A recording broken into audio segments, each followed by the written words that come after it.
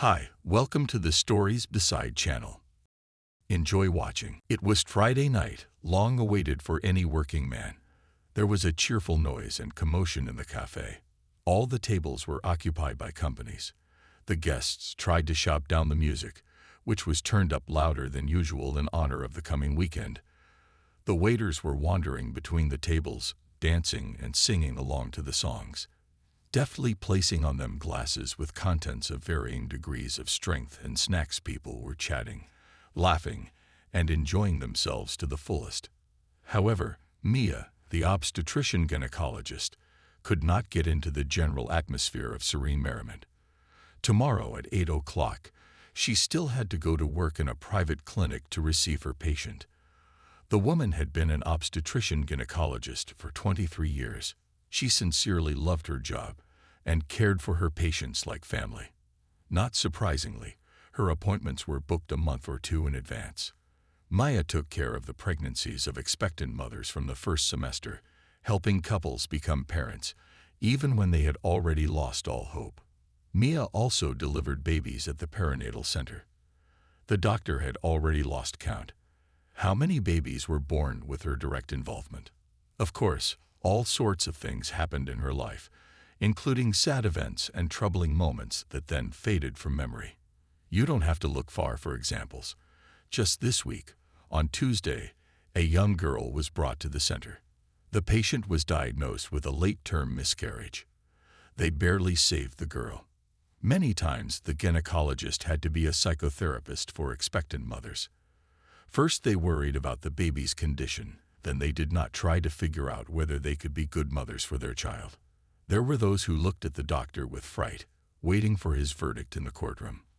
When they heard the cherished word, pregnant, they often cried, sometimes sobbing profusely, except that some did so for joy and others for grief. The pregnant women then sat opposite the gynecologist, wiping their faces with tissues the doctor had written down for just such occasions. Women told Mia their whole lives, like in a confession. For some reason, they justified themselves to her or explained to themselves why they were so happy or upset. How many of these stories have you collected in your piggy bank? I can't count. One patient was a model at the peak of her career. She didn't want to have the baby, but she was afraid of losing it. Another woman was pregnant by a married man who swore he would leave his wife, but he hadn't done so for 2 years. A third was a student who had her whole life ahead of her, and she was afraid to give birth. Much more often, however, happy mothers-to-be came to Mia's office. They smiled broadly and laughed brightly and happily. These women were setting theirs up now and then. Their tummies were still flat or already impressive. They looked at the doctor in awe and memorized every word. Such visits delighted the woman to no end. Tomorrow she had a new patient, so Mia did not know what to expect from her or how anxious or happy she would be. Pregnancy was a thunderstorm or a long-awaited event for her. That's something Maya didn't know yet. By the way, I see your Oliver a lot, Emma said cheerfully, sitting across from Mia. Well, I used to before I went on vacation. Maya looked up from her plate of salad, looking at her friend, and I didn't have to go to work tomorrow. So she allowed herself a bright red cocktail.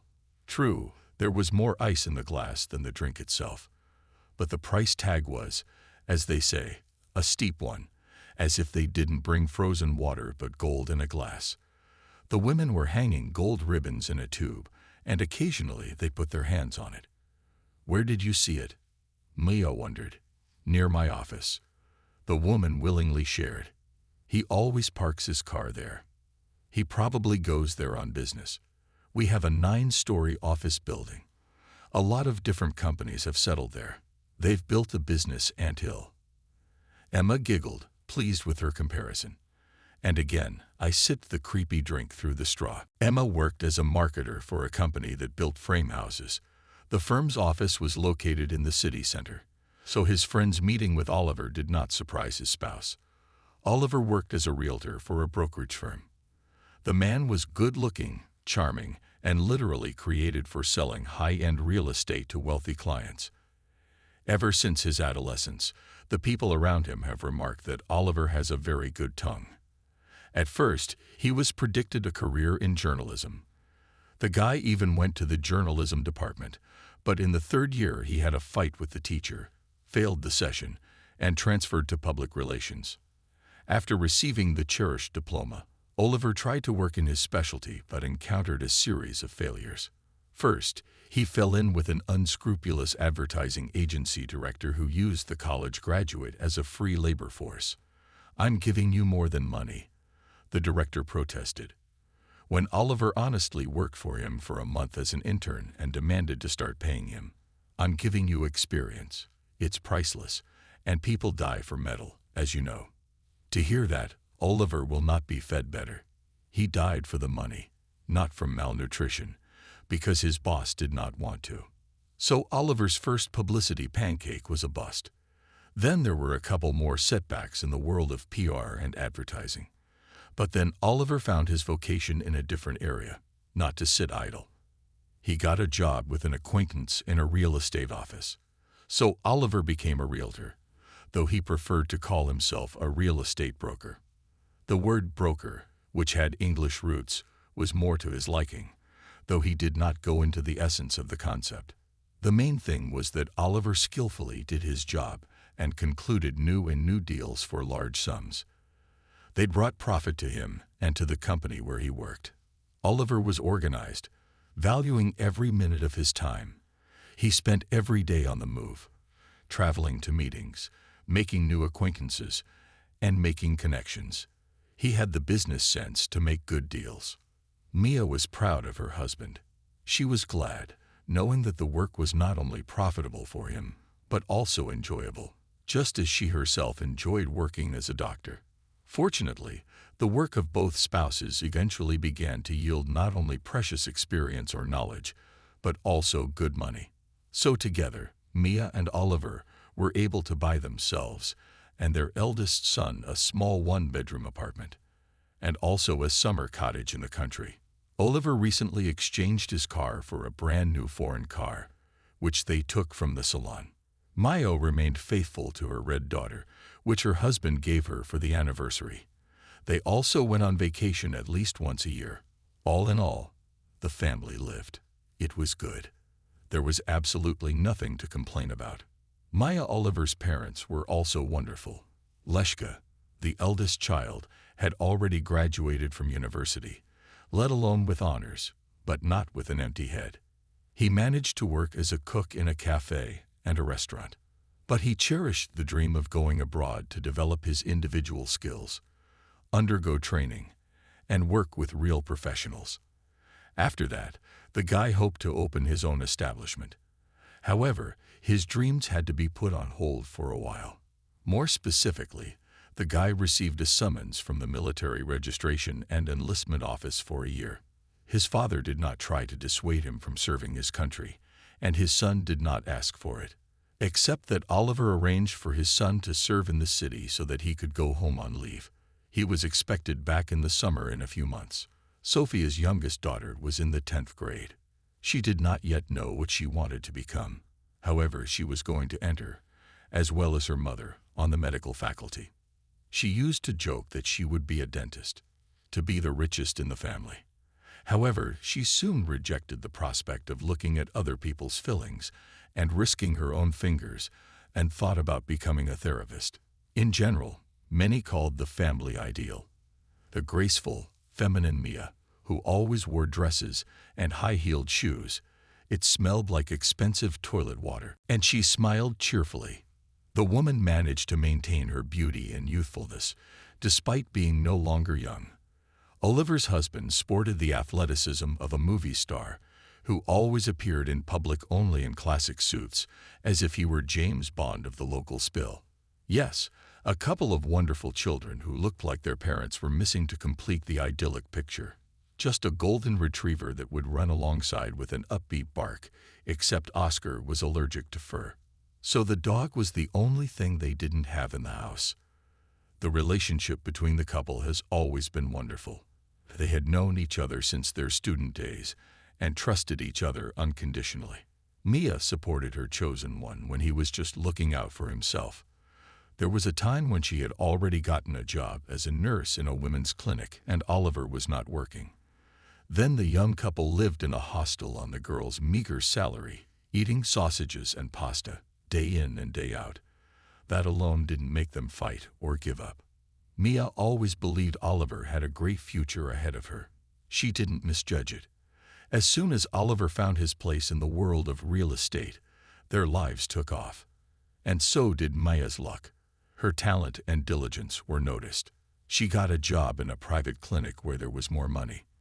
The children grew up, so the parents were able to start living for themselves again. They started going out more often. Their trips together returned them to socializing with friends. And now Mia was sitting across the hall from her crony friend Emma, enjoying the company and dinner. Her husband was on a business trip. "Oliver, you certainly have a handsome man," Emma reported approvingly. She looked at her friend and slyly squinted like a Russian Brad Pitt. Mia's lips stretched into a smile. She forked over the shrimp from the salad, sending a variety of them into her mouth. "I know," she nodded contentedly. "Well, maybe not Brad Pitt, but at least Tom Cruise from the movie Mission Impossible," the girlfriends laughed. Compliments on Mia's man were pouring out of the horn of plenty, so she was used to such remarks. Oliver visited swimming pools and gyms to keep himself in shape. Of course, because he had to communicate with different people, and appearance, as you know, played a significant role when it came to the impression produced. That is why the woman often noticed the envy in the eyes of her friends when they looked at her husband. Such attention flattered her a little. "Are you not afraid that they will steal him? He went to his East, and the girls are waiting for an opportunity to grab a prince on a carpet plane or a holiday romance," Emma asked. "By the way, I saw a flock of girls going home for your birthday party at the restaurant, and they were swarming around Oliver. Young girls were looking into their mouths. They must have smelled a rich father in him." She just waved her hand. She didn't care for such questions. "He's not a horny beast for you to take him by the leash and drive him away. Oliver has his head on his shoulders."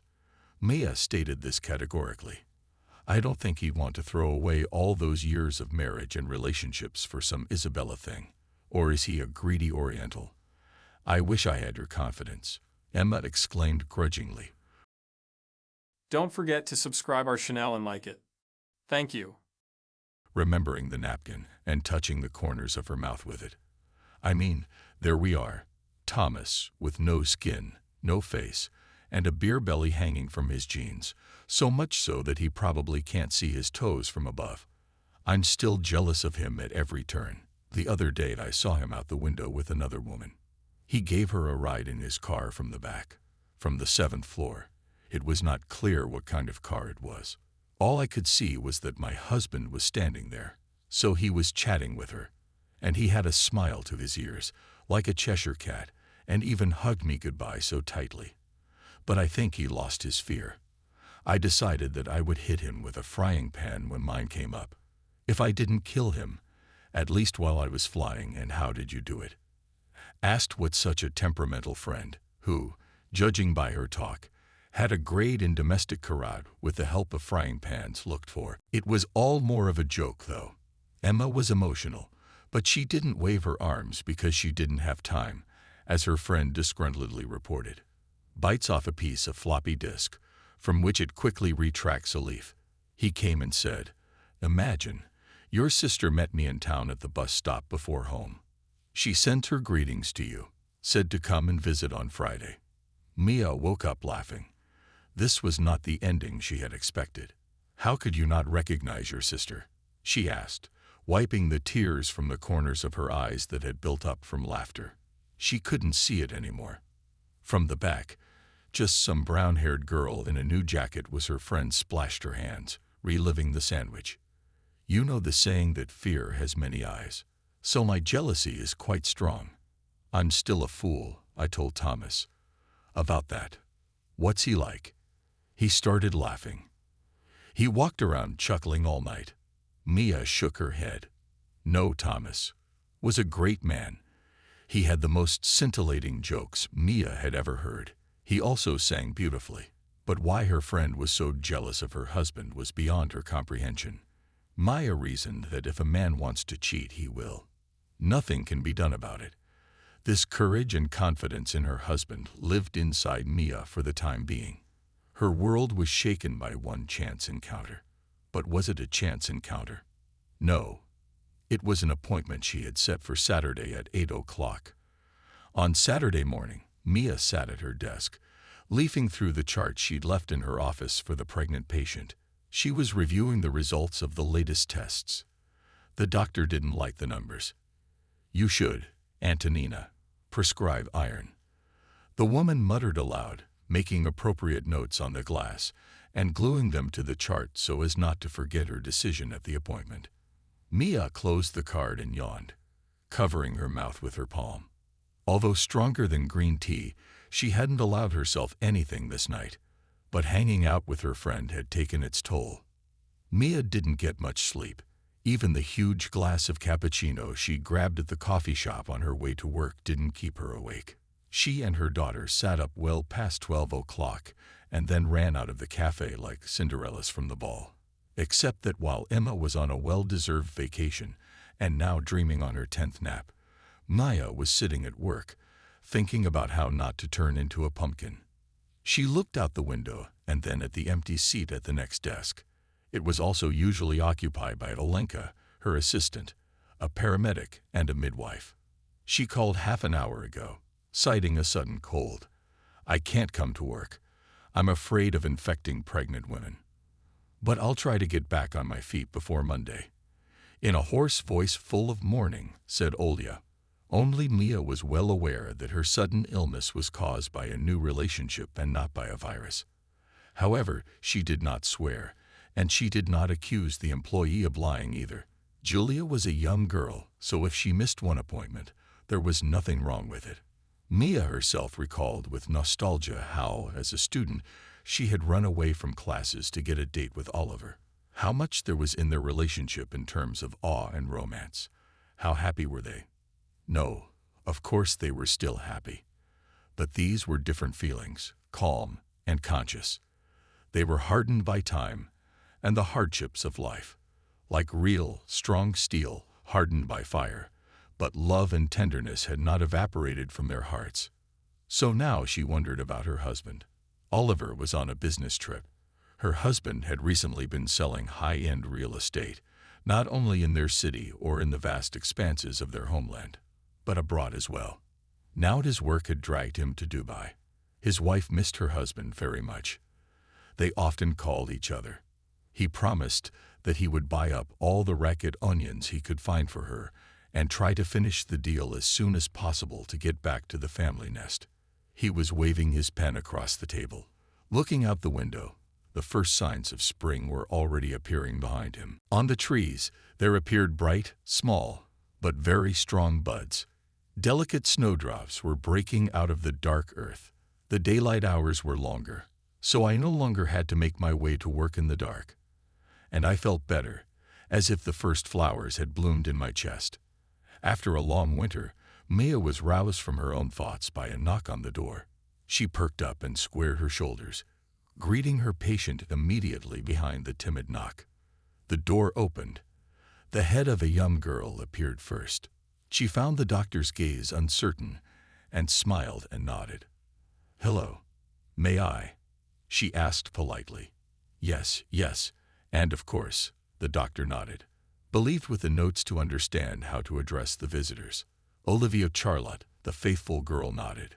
She cautiously shut the door behind her. She was caught on the threshold for a second, then another, shifting from foot to foot. The patient looked around the bright, spacious office, as if she couldn't decide whether she should be here. She looked at the doctor as if she were afraid to look at him. The girl was a figure skater, long-legged and tanned, as if she had recently returned from a resort. Even her long blonde hair hadn't faded in the sun, making her look like a lifeguard from Malibu Beach. However, judging by the branded denim and bright pink bag, she could afford both Malibu and her mother's beach on the island of Bora Bora. "Come in, sit down," invited Mia, nodding at the vacant chair that stood across from her desk. despite the chocolate tan that usually adds years to a girl's age. The visitor looked to be no more than 19. Such a young face and the shyness of the girl alarmed the doctor, so she looked at the first page of the card and made sure that the girl was of legal age. It turned out that Irina was already 22 years old. After confirming that everything was in order, Mia began to talk to the girl. The reception went on as usual. The blonde was well-mannered, polite, and sweet, answering all the questions of the gynecologist thoughtfully and seriously, as if she were at an important exam. Truly, she is already overly shy. Her cheeks were new, which no tan or tonal product hid. However, going to a woman's doctor and lying down in a genealogical chair was a below-average pleasure. I could see why the young girl was nervous and kept tugging at the handle of her bag with such force that she was sure she would tear it off by the end of Olivia's appointment. "You know, Mia, I was advised to come to you by my friends. They told me that you were the best doctor." Unexpectedly, Olivia made a statement, folding her huge blue eyes on the gynecologist. "The thing is, I think I'm pregnant. I've done some tests. They're positive, except it's supposed to be a secret. Do you understand?" Maya looked at the girl inquisitively, trying to understand what this news means to her. Is she happy about the baby, or, on the contrary, wants to have an abortion? And why such strange secrecy? Only Olivia Charlotte, previously clearing her gaze from the gynecologist, this time also looked at the doctor intently, as if waiting for her reaction to such news. "Well, now we'll find out if you're expecting a baby."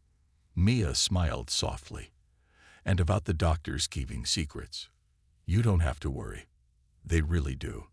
There was a look of relief on the girl's face. She looked at the doctor gratefully. Irina's suspicions were confirmed. A new life was budding inside her. Moreover, the girl was already 2 months pregnant. Mia watched her carefully, trying to understand her reaction to such news. But despite the fact that she had seen many patients, Irina's feelings were incomprehensible to her. On the beautiful face of the girl were written joy and excitement, but at the same time, there was fear and doubt. "Tell me, Olivia, is your child wanted?" asked the doctor softly, as the patient sat before her again. Mia avoided the planned words used by other doctors. She was well aware that it had nothing to do with reality. Many who had not planned a child were happy. His coming into the world was a miracle. Irina smiled dreamily and nodded.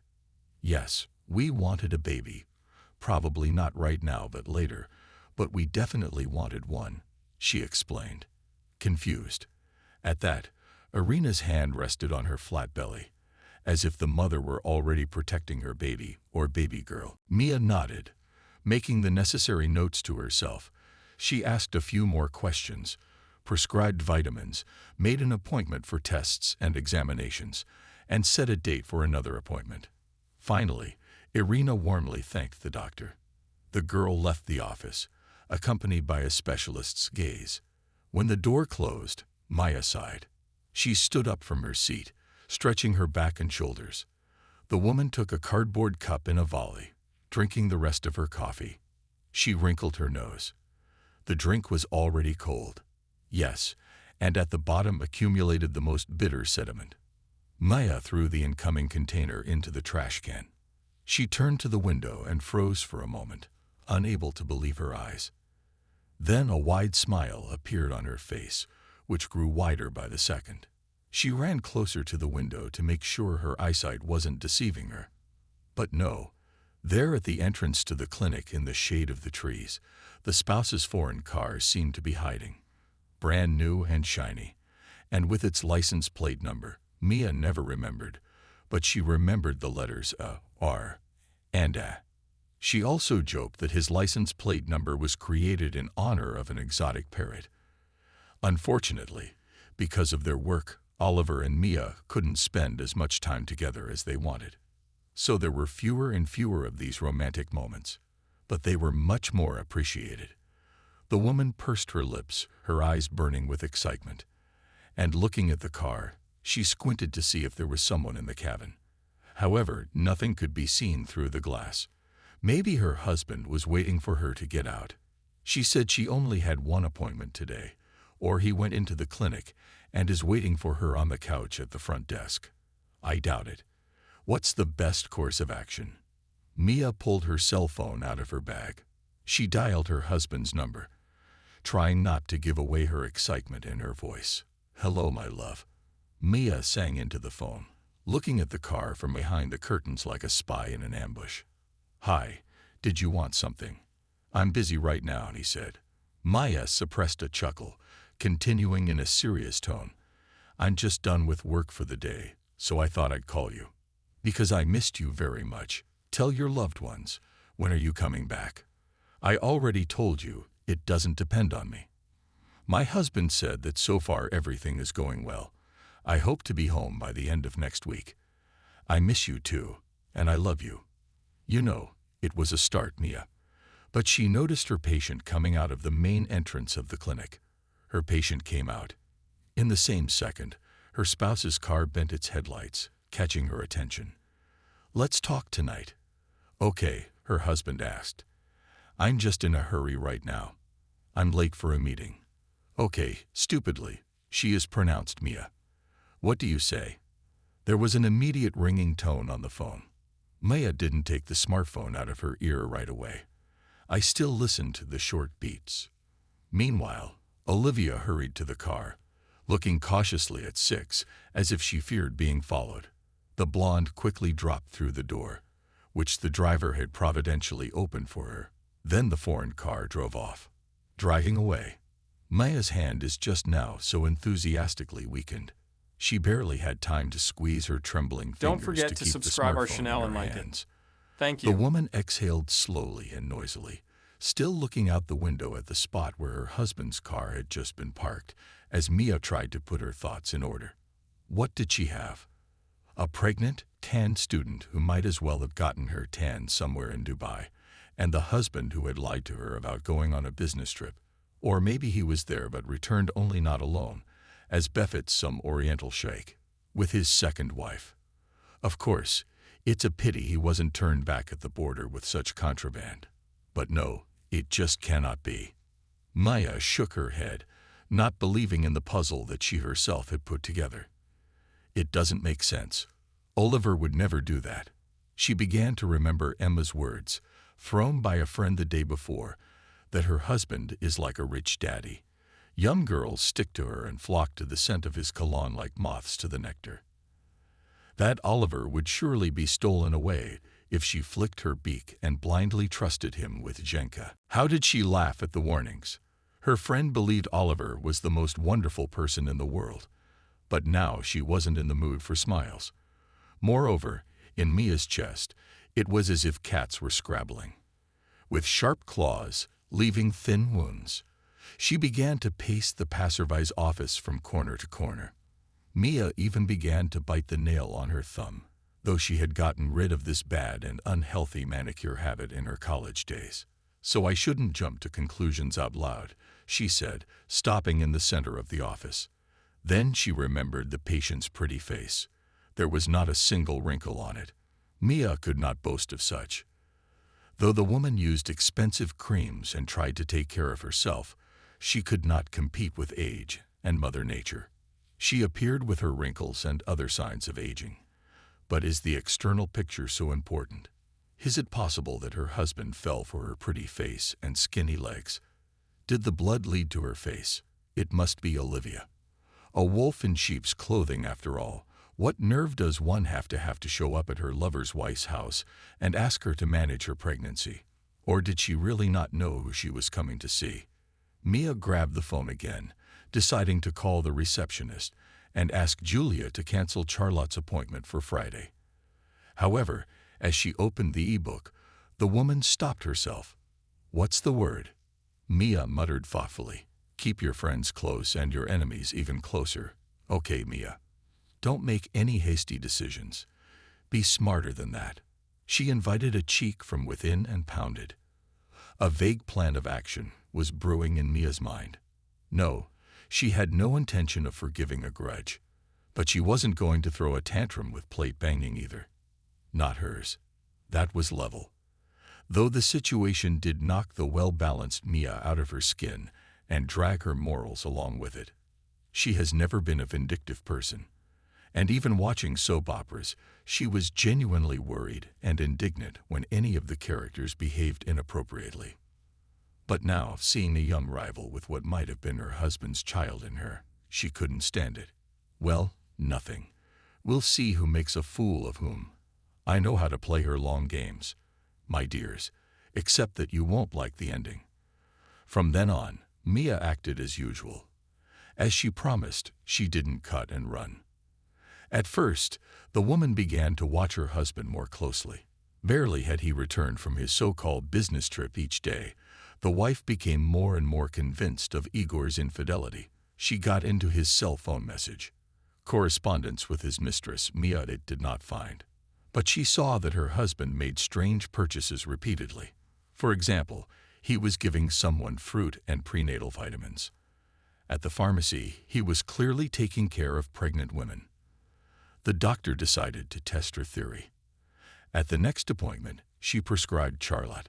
Some vitamins are harmless but not particularly necessary for pregnant women. Then I saw on the electronic check that my husband had paid for the medication right away. Then the ubiquitous Emma reported seeing Igor's car in the office building again. That's when Maya found out that there is still a university with the same Charlotte in her 5th year. One day Oliver went to the shower, and his phone was left in the bedroom of her husband. Someone began to call. The number was unspecified. Of course, when you work as a realtor, calls from numbers you don't know are normal. What happened next was not normal. Maya decided to pick up the phone when the stranger called for the 3rd time. Before she could even say anything, she heard a thin female voice on the other end. Oliver began the girl. Oliver, hello. They again. Igor in the shower threw Mia sharply. Who's calling? What can I say? After a second of hesitation, the other end mumbled. Sorry, I think I have the wrong number. The call was abruptly dropped. Maya squeezed her husband's phone so that she risked crushing it in her palm. Wow. Wrong number, muttered Mia, who recognized Olivia's voice. She was so wrong that she called her husband by his name, listening for the sound of water in the bathroom. Maya wrote the girl's number down in her notebook. Oliver came out wrapped and toweled, with wet hair from which a drop of water was dripping. Maya looked at him with a resentment that tore at her soul. Every day, she found it harder to keep the pain inside her.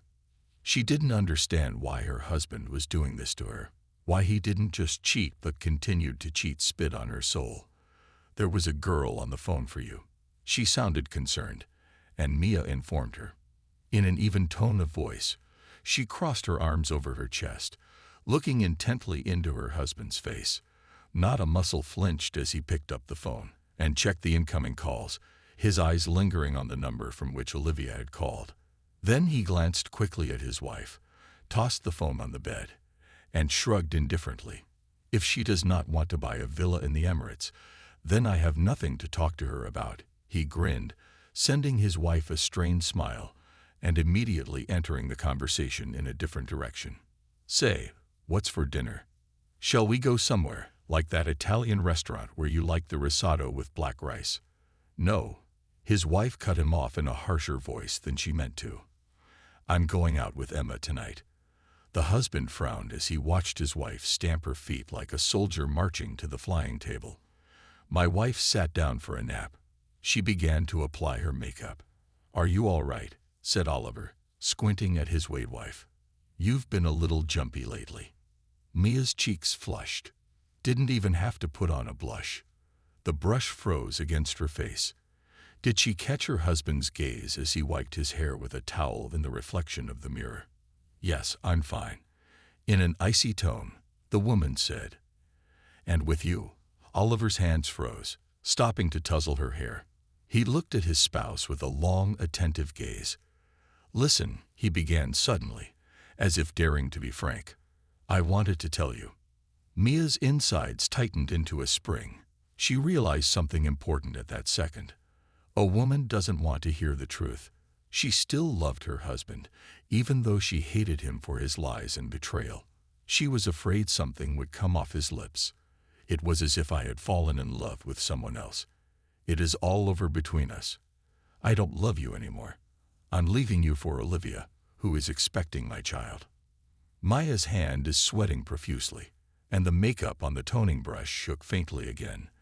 The husband behind her back stitched the hair at the back of her head, as if gathering his thoughts. As he opened his mouth to say the cherished words, however, his phone rang again. The ringing sound was so unexpected that the brush fell out of Mia's fingers. She even gasped, unable to cope with the tension. The tones of the cream paled in a stocky stain on the surface of the dressing table. Perhaps the features, and moved over to the smartphone. He looked at the screen, and it immediately darkened.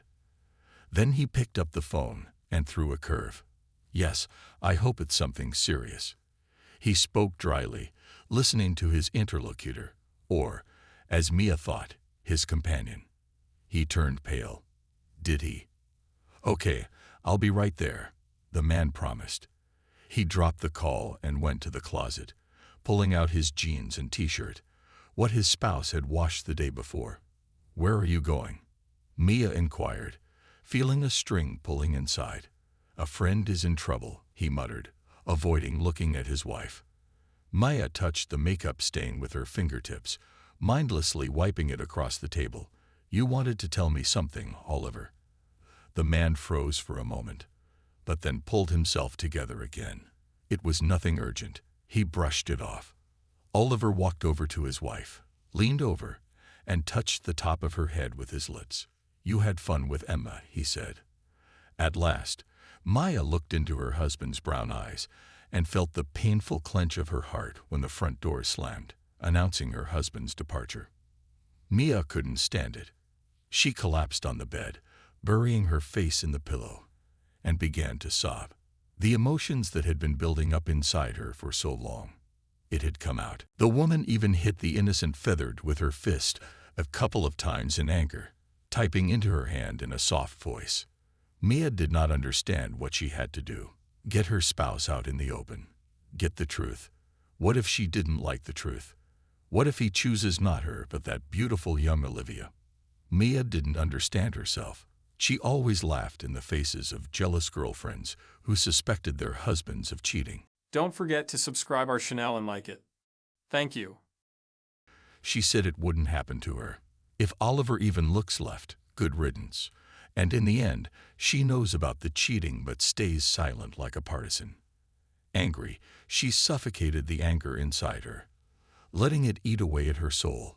Every Friday, she looks into the face of his young mistress and thinks of ways to get back at them. But she still can't get her act together. At first, Mia just wanted to expose her husband, to kick him out of the house, throwing a suitcase full of socks in the stairwell. Then she decided to do something cooler. For example, she could fake her rival's test results. She was already anticipating telling her that her man had infected her with a whole bouquet of genital infections. Then, of course, she would break into her husband's office.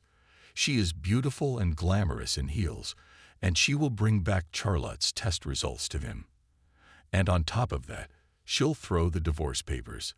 When the uncomprehending husband begins to question, Mia grins a wicked smile, real asterisks like you see in the movies. She sits opposite, with her foot on her leg, and tells an entertaining story. You know, Oliver, on your sweetheart, Isabella has infected me.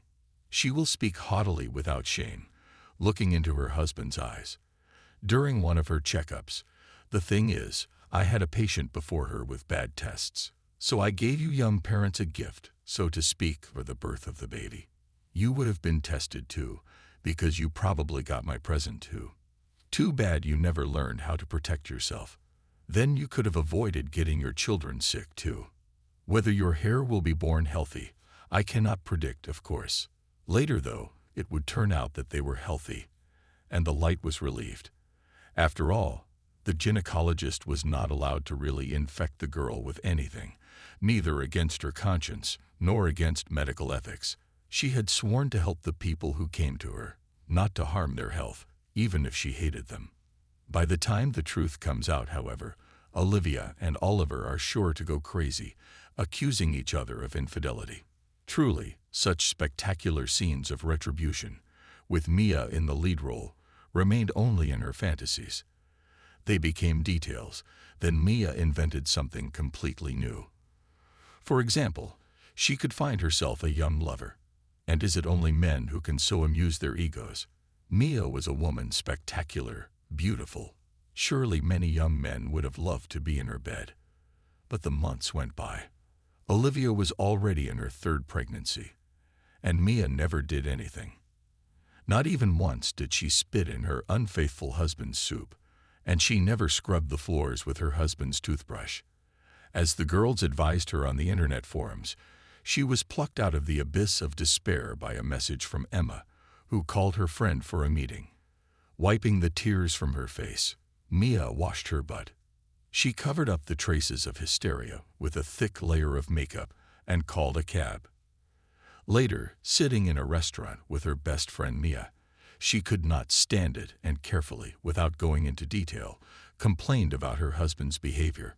True, she did not say that it was Oliver who had been caught in the act. She explained that one of the doctors at work had encountered this problem and did not know what to do. Emma gave her emphatic opinion on the matter. But the fact that he was cheating on her, this is 100% authoritatively stated. Friend, nodding his head like a Chinese moron, definitely cheats. My older sister's husband behaved exactly the same way, hiding in the bathroom with his phone and turning on the water when he talked to someone. Later, she asked for a bank statement on his card.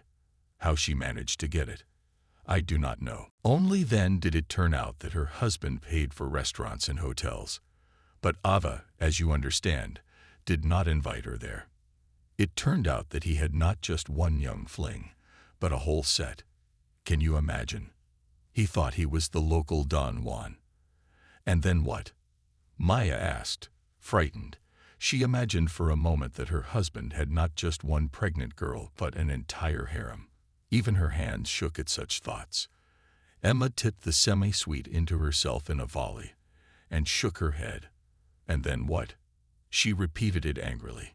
Underpants down to the shirt in a suitcase through the door slammed, and bygones be bygones. She gave him the best years of her life. Ava, where's the gratitude? A spit in the heart and divorce papers. That's the love. That night, my friend really fueled my entourage's suspicions. What oil added kerosene to the flames? So when Emma asked her friend Mia to go to a nightclub, both of them unexpectedly agreed. At the club, the woman, after drinking a couple of strong cocktails, behaved loosely. There was a strange feeling in her soul, as if she had nothing more to lose. There was nowhere to fall. She already felt that she was at the bottom of a dark pit, and she pushed her there. The people closest and dearest to her, as Mia danced with her eyes closed and her hands thrown to the ceiling, a young man approached her. He nestled behind her, putting his arm around the woman's hips, and began to move to the beat of the rhythmic melody. At first, Mia was embarrassed and even wanted to share a frank dance with strangers. It was new to her. However, her head was spinning. The lights of the light music and a double shot of whiskey and coke. But it wasn't the alcohol that dispelled her doubts either. It was the thought of her husband. That's what she thought as she let a stranger hold her hips. So I'm still beautiful, and I can still be desirable. The insecurity that crept into her soul. The woman's anger at her husband's cheating began to melt, when an unknown suitor began whispering compliments in her ear. Maya did not like the smell of his cologne. The grate is too pungent. Plus, there's tobacco mixed in with the scent, which Mia couldn't stand. But she went on dancing with the young man anyway, giggling like a silly girl when he touched her lips to his earlobe. She hugged his strong shoulders herself, dancing quite close. Mia's skin was already wet from the moving dance, and her feet, shod in stiletto shoes, were humming with unaccustomedness. She pulled away from her dance partner, intending to say she'd had enough for the day. However, he snuggled up to her, leaning into her ear and talking hotly. Want to go to my place? asked the guy, shouting, and another track on his palm unequivocally slid below Mia's waist. It slid down the buttocks of her skirt, making Mia nervous. "What?"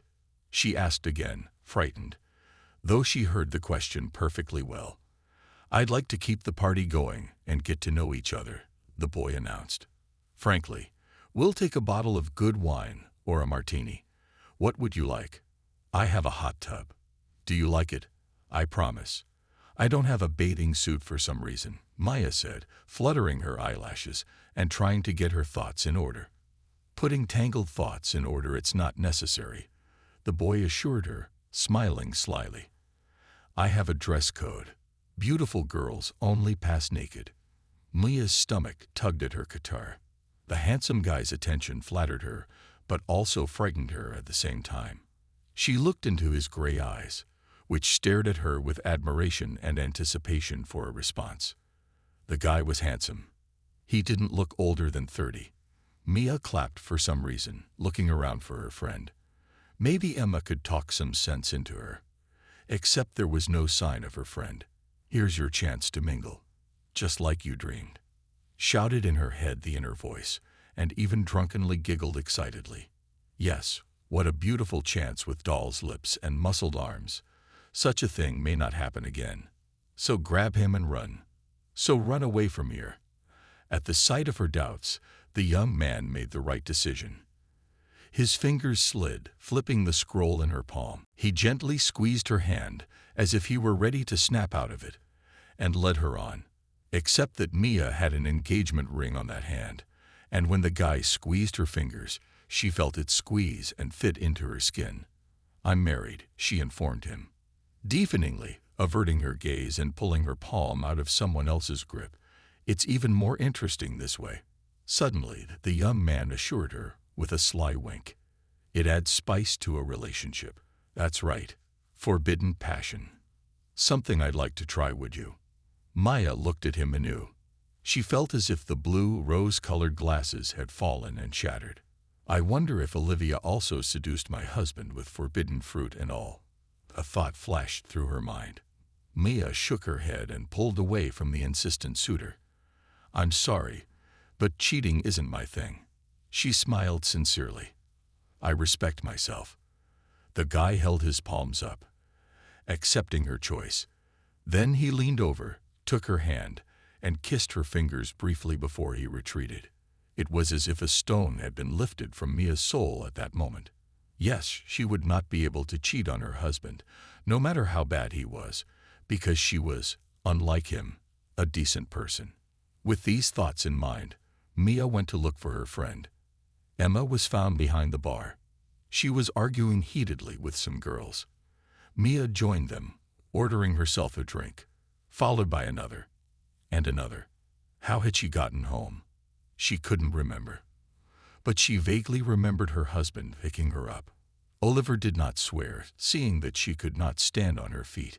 He even seemed to laugh at her and her daughter as he drove the party boy home. At night, Mia, unaccustomed to alcohol, became quite ill. Oliver sat beside her, holding her hair. When she felt nauseous, he offered water and stroked her back. And Mia, sensing his care, began to sob again. She did not understand how he could be so kind and sweet and yet have a second life. In the morning, Mia awoke with a terrible migraine. On the bed and on the nightstand, she found an aspirin tablet and a glass of water. What her spouse had left her, inviting the medicine and greedily filling it with water. The woman wiped her lips with her hand. She realized that she did not want to part with her husband, so she had to act another way. Only which one? She had not yet decided. However, what came to her mind would strike everyone at the last moment. Mia pleaded with Olivia, grabbing the doctor's hand. "You will be at my birth, won't you? You will be there to deliver them. I beg you, don't let anyone else do it." Mia somehow suppressed the urge to shake the hand of her pregnant mistress and her husband. She recently checked the number she had transcribed from her phone. Her spouse answered her. Olivia debunked it with her sweet voice. Any doubts? Now Irina looked extremely pale, very anxiousness for pregnant women, especially those who were about to give birth, was the natural behavior. However, to sympathize with Charlotte and try to reassure her that Mia was not at all desirable, it all depended on whose shift the contractions would start. Mia, Olivia informed her, I think you'll be in labor the day after tomorrow. I won't be here, but you don't have to worry. All the specialists at our clinic are very good. They are professionals with a lot of experience. Olivia's nervously blue eyes began to run along the walls of the room in which she lay on the maternity ward. Don't forget to subscribe our channel and like it. Thank you.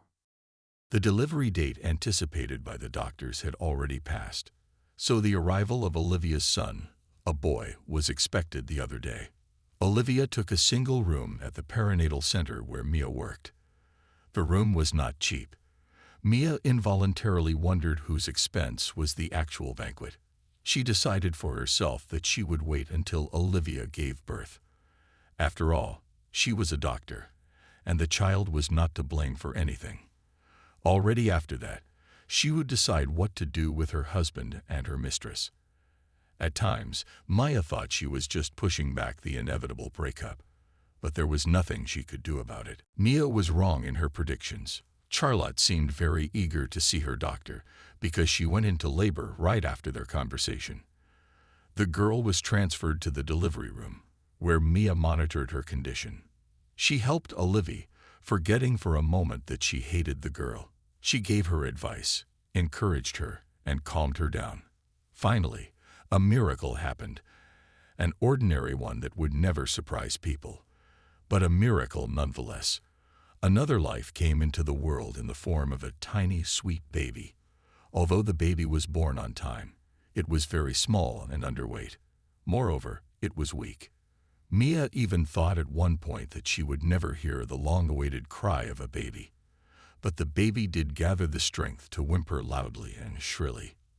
Olivia, on the other hand, was completely weakened and no longer tanned but dead pale. She exhaled heavily and fainted. What if Serena? The nurse murmured, taking care of the baby while the Mia was being stitched up. The girls had become weak, skinny, beautiful, but she could hardly give birth to a baby. And before, women used to go out to the fields, give birth to children, and then go mow grass. Mia shook her head. So tell me, what did she mutter, not agreeing with her colleagues' judgments? She felt exhausted too. She had to work hard to get Olivia to push or stop in time. It was as if the young girl couldn't hear herself, deafened again by the pain. It was a good thing it was over. Then Mia blinks, puzzled at her own thought. Is it over, or is it just beginning for her? Bring Mommy to her senses, she asked the nurse. Then transfer the child to the room, and I'll take the child to the box. We have to check his health. With these words, Maya took the little boy, who had already stopped crying. Again and again, she did not venture to look at his face for fear of seeing familiar features in it. Her heart thundered in Mia's chest. Her hands trembled so much that she had to clutch the baby's bundle closer to her. She was seriously afraid she was going to drop the baby. The woman's breathing became labored. She went to the room with the box and put the boys down. Only then did the obstetrician lean over the newborn and look into his face. The doctor stopped breathing altogether. The baby looked like her husband. She could see his family's nose, which only the men in their family had. And there were dimples on his chin. The baby's upper lip stood out with a distinct and sharp mark of Cupid. The same as Oliver's. Mia thought for sure that if the baby opened his eyes, he would look at her with his spouse's brown eyes. She pulled away and even took a step away from the baby, as if it were a leper. However, this baby was her personal plague, bringing grief to her family. Mia could feel her heart burning in her chest, pounding like a drum. The woman clenched her fists so that her nails engaged the delicate skin of her palm, leaving red marks. What if I changed the tags? Angrily, she thought to herself, I'll give you someone else's baby. And I confess, after many years. How's that for revenge? Cold enough dishes. Mia even looked at the neighboring cubicles in which the babies were lying. However, if she could allow her husband to deserve it, She could not do that to other mothers. Then another, more horrifying thought entered her mind. Later, Maya would remember the moment as a kind of emotional high. Feelings overwhelmed her, and she could not control them. They demanded vengeance. I will steal their child, resolutely thought Mia, looking at the sleeping copy of her husband. No one would ever think of me. I'll take it out through the staff lobby. Where the camera is broken, I'll take it to some orphanage and drop it off. Mia, not giving herself a chance to change her mind, grabbed the baby. She froze for a moment, cradling the baby in her newborn arms. She didn't cry. He only nestled more comfortably in someone else's arms, continuing to swallow at the lump in his throat and shaking his whole body. Mia went away. Olivia didn't come to her senses right away. The nurse brought her a salad and told her to eat to gain strength. "Where is my son?" Olivia asked, not understanding why she was given a plate and fork instead of a baby. "The baby was promised to be brought to the ward for feeding," the nurse said. "He's healthy. Try not to worry too much. He's just weak. You yourself are thin and nervous, so the baby is like that. How many moms are we talking about? Take care of yourself, and the kids will be fine." But they won't. The young mother was looking forward to meeting her baby, so she quickly threw a vinaigrette and, leaning on the nurse, went to her room. There she turned on her cell phone, ignoring incoming messages and calls. She began counting down the minutes until she met the baby. Except that time was passing, and the baby was still not there to occupy herself. Olivia took a shower, nearly fainting again. The nurse said that the girl had lost a lot of blood, but she felt fine. She was only worried that she still had not seen her son. "They will bring your baby. Where will he go from the hospital?" She shook her head at the nurse, whom Olivia caught as she stepped out into the corridor. "You'd better go and rest while you have a chance, or you won't get in if you do." Except that the health worker's words hurt something in her chest. Girls, making her even paler. "Bring me the baby." Now Olivia demanded the heart that was demanded by the excitement of a bird caught in a cage. "I want to see my son." The clinic attendant furrowed her eyebrows, but she did not argue with the strange mother. How many of them, she saw nervous. After checking the mother's name, the nurse went to get the baby. The only trouble was that he was not there. A woman began to ask her colleagues, but they all shook their hands. Where had the baby gone? They did not know.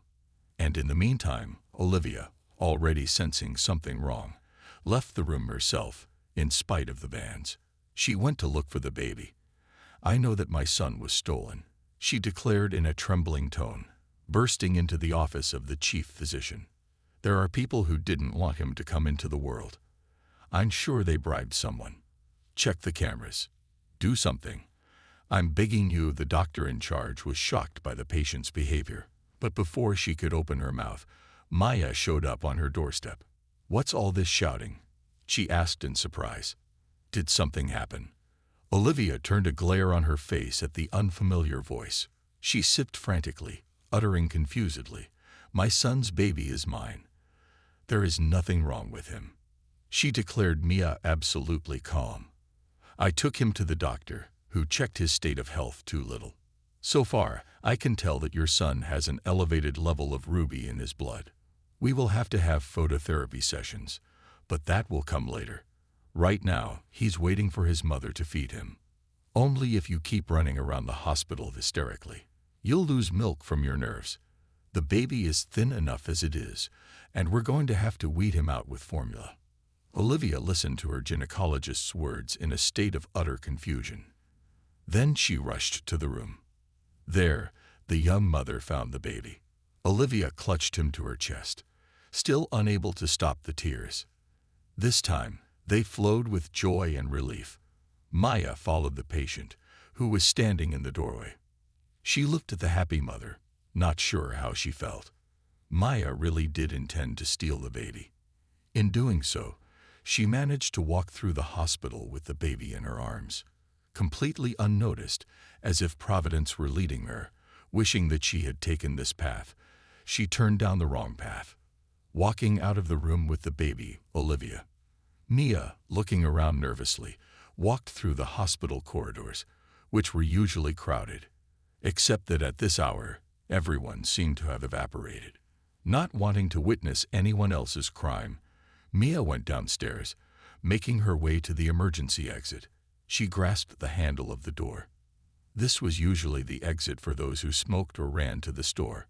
Nurses even ran through this door for champagne during the holidays, but they were never caught. Mia clenched her teeth determinedly, intending to go outside, but at that second she glanced down at the baby she was carrying in her arms.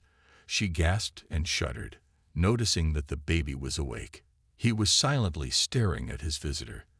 The baby's eyes were brown, just as Mia thought. "Aren't you afraid of me at all?" Mia muttered, looking into the baby's face.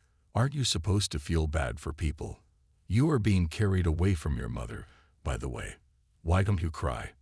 The baby, of course, did not answer her. He didn't want to cry either. The newborn only blinks. Then he yawned for a day, slapping his little lips, with the top corner highlighted, and then closed his eyelids again, intending to get some more sleep.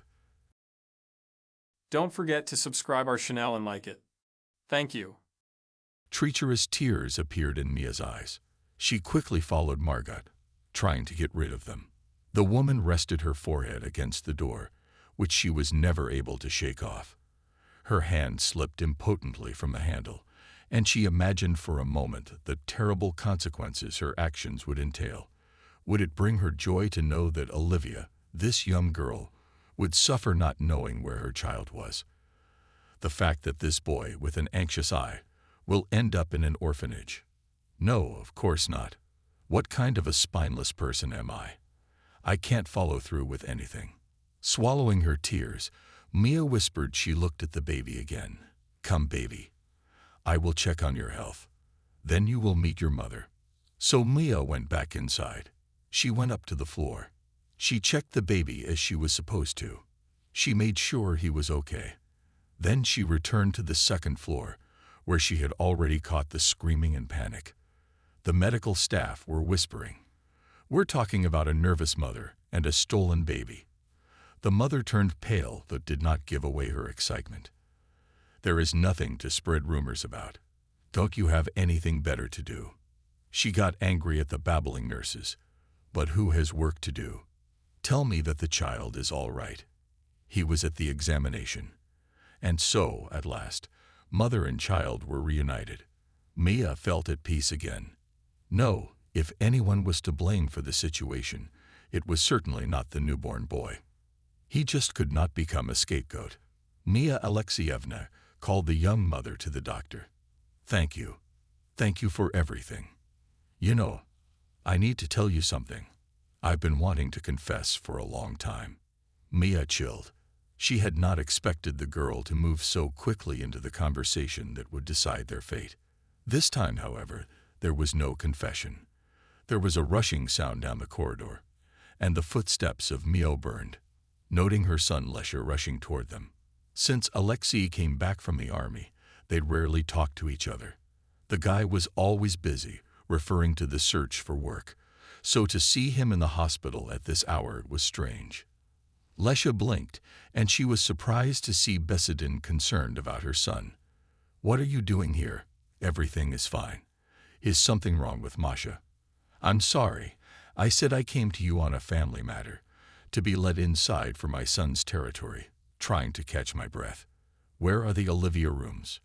"Olivia Charlotte." She called me and sobbed. I didn't understand anything.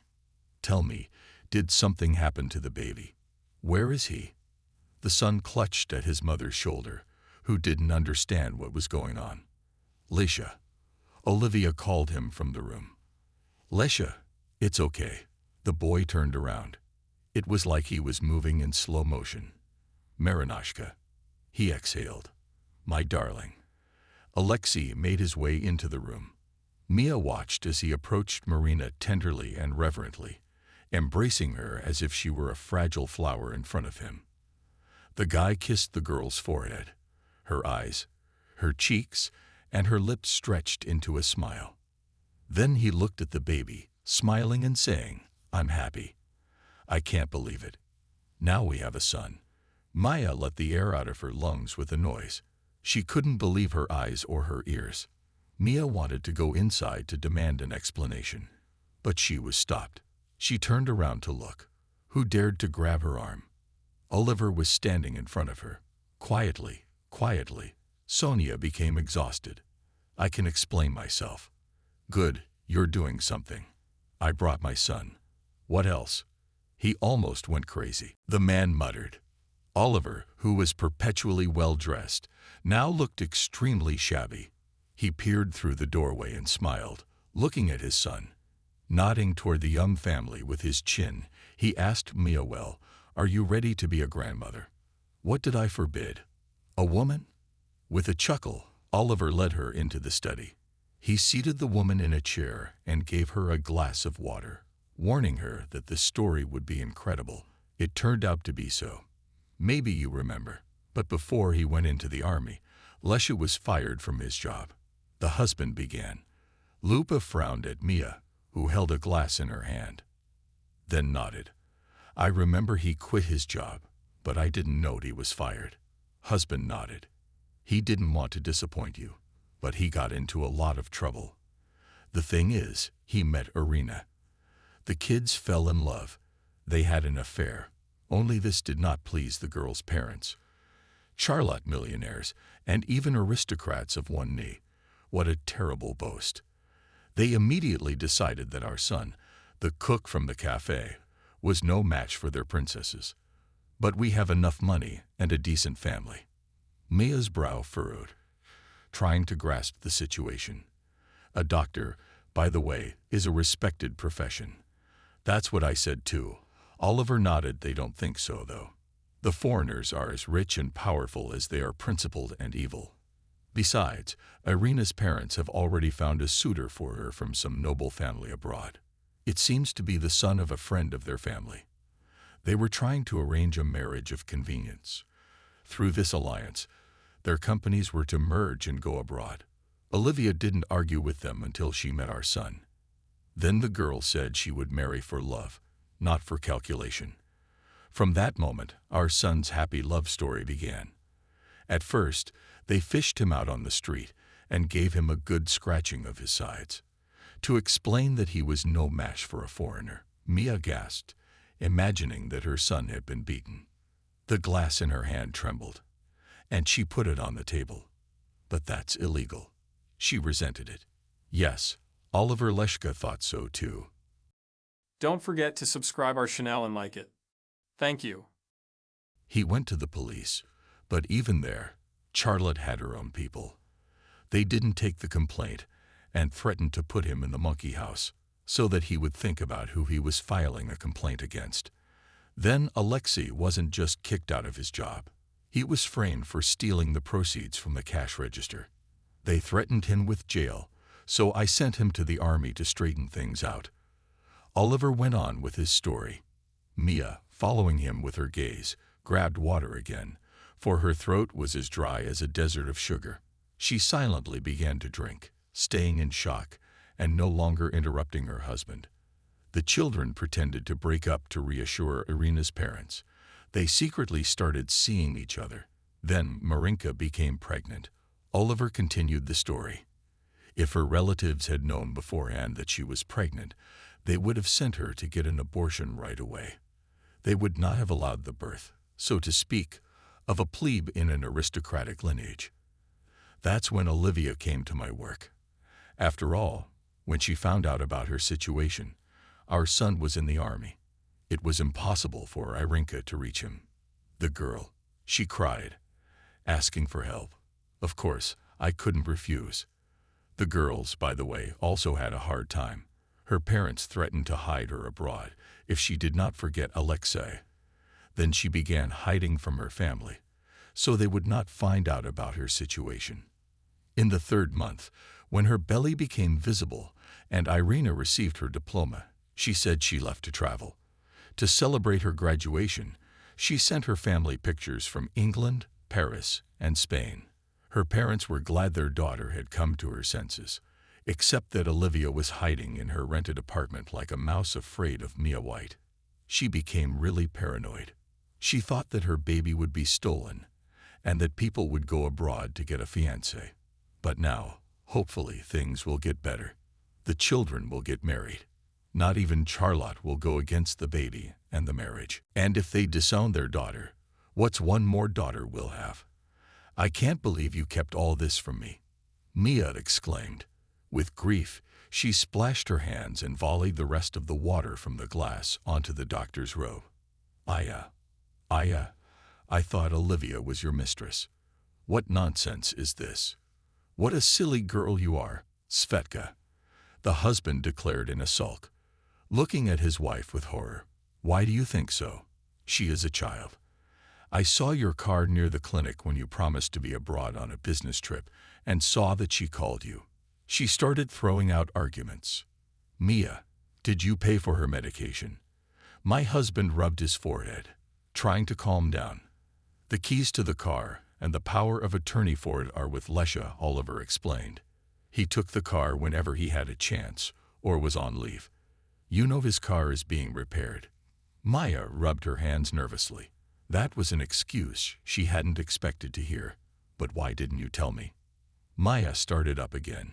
You understand that I thought you were cheating on me. I hated you and that girl. I wanted to tell the truth. I seriously wanted to, and I raised my voice, too. Oliver is getting off balance, but Lesha forgave me for not doing it, you know. Maya was taken aback, looking at her husband with a frown. Of course, Alexei had always been more drawn to his father. However, the woman was shocked that he did not tell her something so important. Are you saying that our son doesn't trust me? No, on the contrary, he was afraid for you and Mashka. It's just that Maya's relatives and her fiancé are very complicated people. I told you, he did not want to scare you. Moreover, he was ashamed that all the problems were caused by his feelings. Karine tried again to explain Oliver's problems to his wife. Leshka didn't want to confide in me either.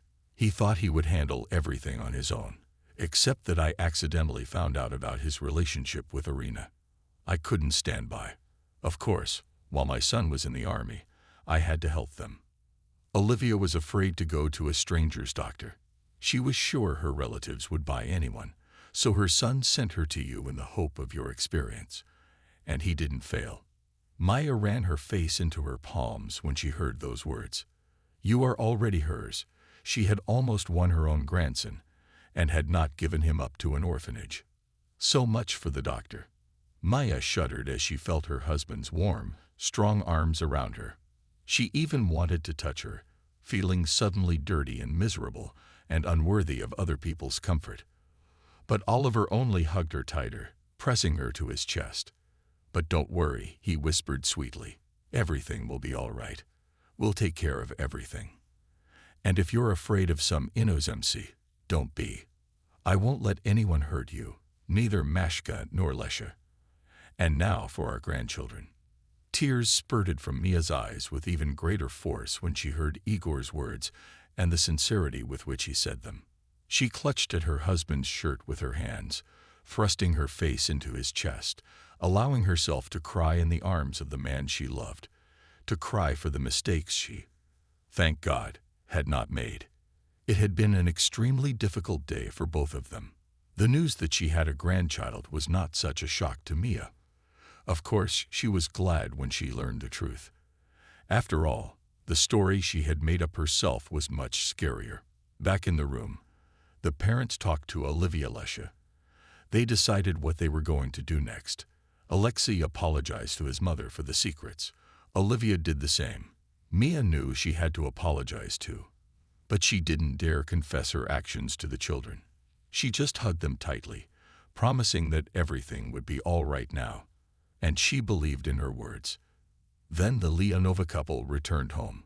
Mashka had long been asleep in her room. The couple spoke at length while lying in bed. Mia confessed how worried and hurt she was. Her husband kissed her, caressed her, and assured her that there was no woman in the world who could enchant him. He fell in love once and for all.